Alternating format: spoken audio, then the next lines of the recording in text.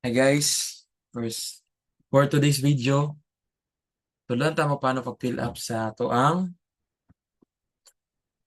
tax siya. Atong i-kuan diri, first atong himuon is ato ang taxpayer identification number. Siya butang yung TIN diri.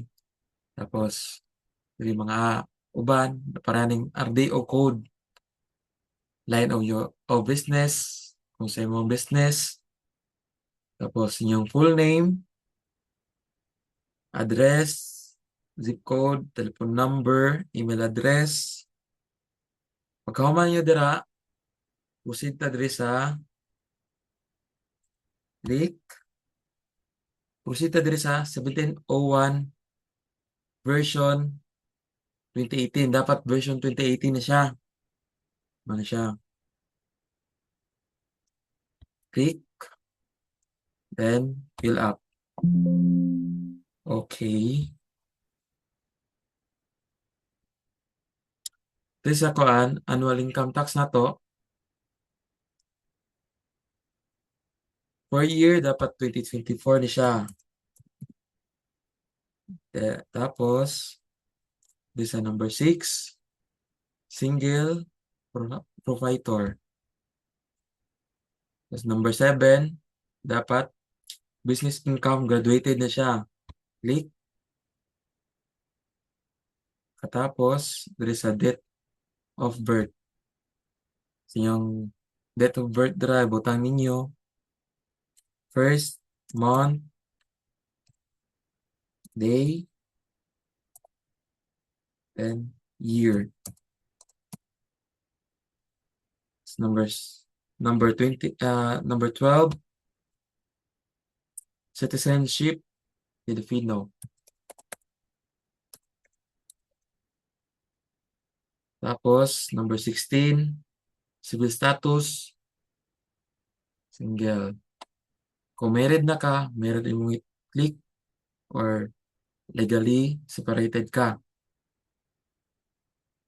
Dito sa number 19 o 20, no na to ni siya. Dapat no ni siya. Tapos, dito sa 21A, dapat itemize deduction ni. Click. Kauman, proceed sa page 2. Next. Dito sa page 2, schedule 3. Dili na to ibutang ato ang sales. Kung pila yung sales, type nyo dira.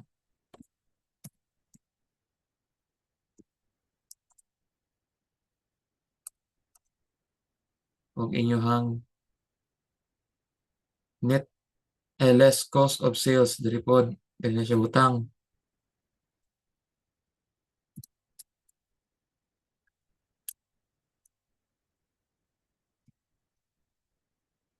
Kauman nyo dira, proceed sa page 3. Di sa page 3, proceed ta diri sa schedule 4. Kaning schedule 4, diri na to ipang type ato ang mga expenses. Kung usa yung mga expenses, type na nyo dira. Kung kuan ba na, bad debits ba na, or deflation, kamo bahala kung usa yung mga expenses dira. So, mo na yung expenses.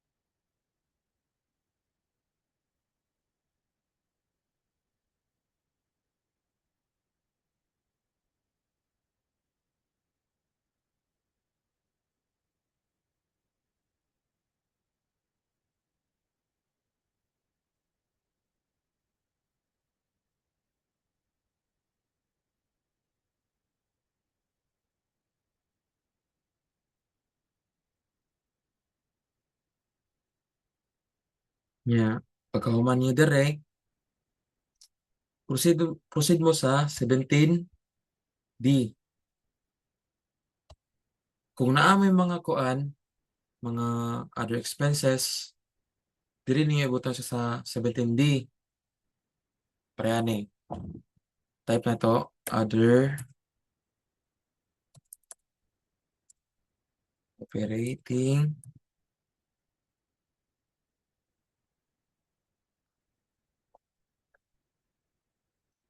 expense.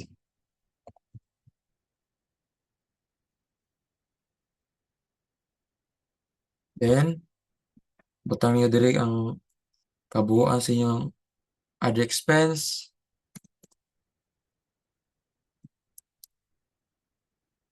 Katapos, proceed ta sa page 4. Diri sa page 4, tayo nato siya i-validate. So, muna ni siya. Natay kuan diri notification. So, mubalik ta sa page 2.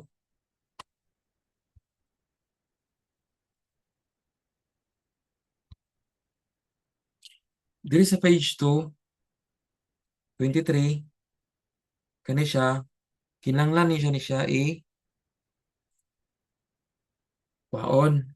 Para niya, na ako'y papel diri, ako na siya isulat. Para niya, kaya di man na siya nato siya copy paste. Sulat na to. Kaya di man to ma-memorize na.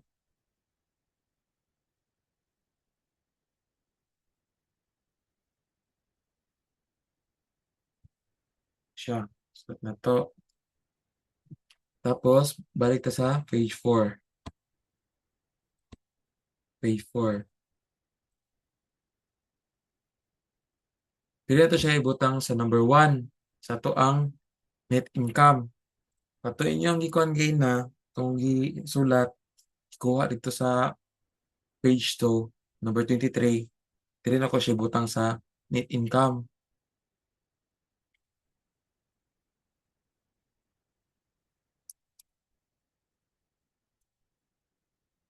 Katapos nyo pila. Butang dira sa inyong net income. Validate na to ni siya. So, okay na. Balik ta sa page 1. Kita na nato siya kung ito ang tax due, kung pila. So, atong tax due is 11,623. Ay, 23, 28. Masya atong tax due. So, kung nakuha na itong tax due, save na to ni. Para makaproceed na ta sa 2551Q.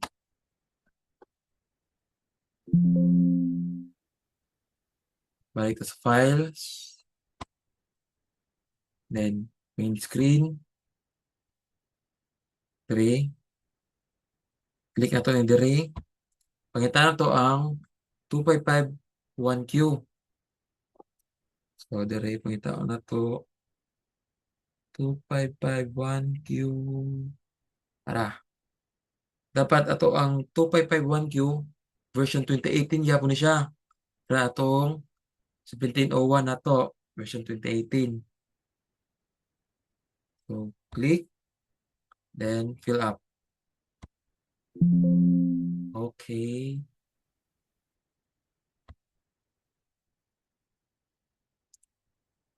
Tatulat lang ta. So, there is a 2551Q quarterly percentage tax return. First, click ang itong calendar. Dapat 2024 gyapon na siya para atong 1701Q. 1701 rather. Tapos diri nata sa quarter. Pili lang mo dira kung isa ng quarter. First, second, third ba or fourth. So, kung pilion is first. Ako man dapat graduated income tax gyapon ni siya. Click na to ni. Proceed ta og proceed ta diri sa page 2.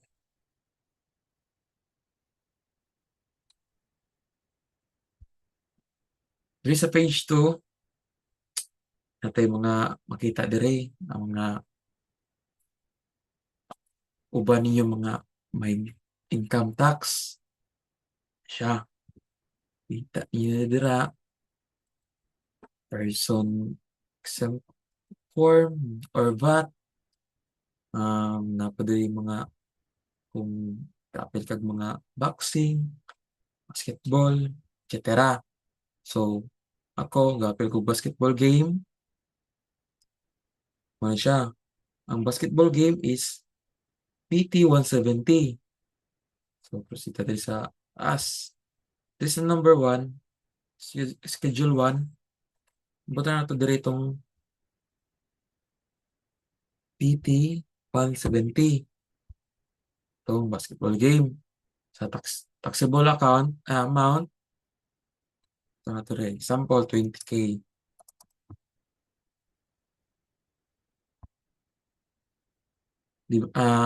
Sa 15%, ako ang tax due is 3,000. Wala akong tax due. Tapos, validate na ito ni. Okay. Tapos, save. Salamat dahil sa inyong pagtanaw sa akong tutorial. Unta na mo'y natun-an. And God bless you all.